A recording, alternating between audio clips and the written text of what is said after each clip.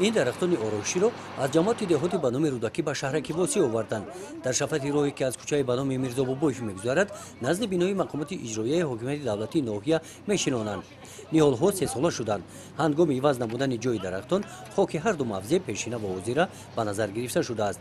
با استفاده از تکنیک هر یک نیال را حشرچیان احتیاطکارانه برداشته در جای نو میگذارند. برای تکنیک باربردار که وزن تا 40 تن بار را میبردارد برداشته و به چاقوی درست گذاشتن نیال این کار دشواری ندارد. از نگاه، توجه، غیرت و حرکت حشرچیان خلاصه کردن ممکن است که آنها کوشش دارند نیالها را طوری شنانند که آزار نیابند، مثل جای پیشینه‌شان منبع هم آزادانه افزایش یابند.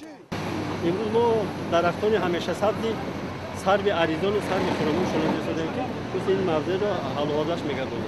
درختان از صبح یک 3 ساله صبح میوبند، 3 ساله درختان هستند.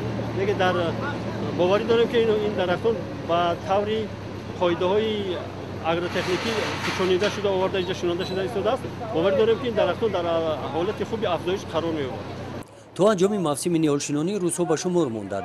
کارگران کارخانه فری دولتی خواجگی منزل کمونالی ناحیه واسی اداره حفظ محیط زیست با دستگیری مقامات اجرایی حکومت دولتی ناحیه این روزها را عاقلانه استفاده می‌نمایند.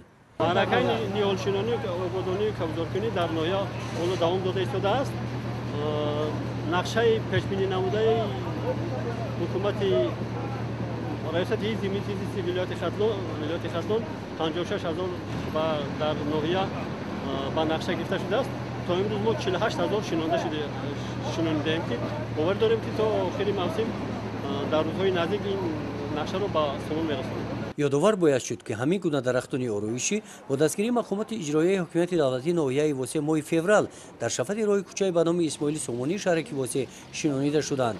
کارخانه فری دولتی خواجگی منزل کمونالی ناحیه با دستگیری ساکنان برای در سطح بلند جشن گرفتن عید نوروز کوچه ها را سبز و خرم گردانده در شفت راه ها نقشه شناندن گل‌های گوناگون را دارند. پرتوها را سر وقت کشانیده طریق حشر با جلب ساکنان راههای بین محله ها را تعمیر می‌نمایند.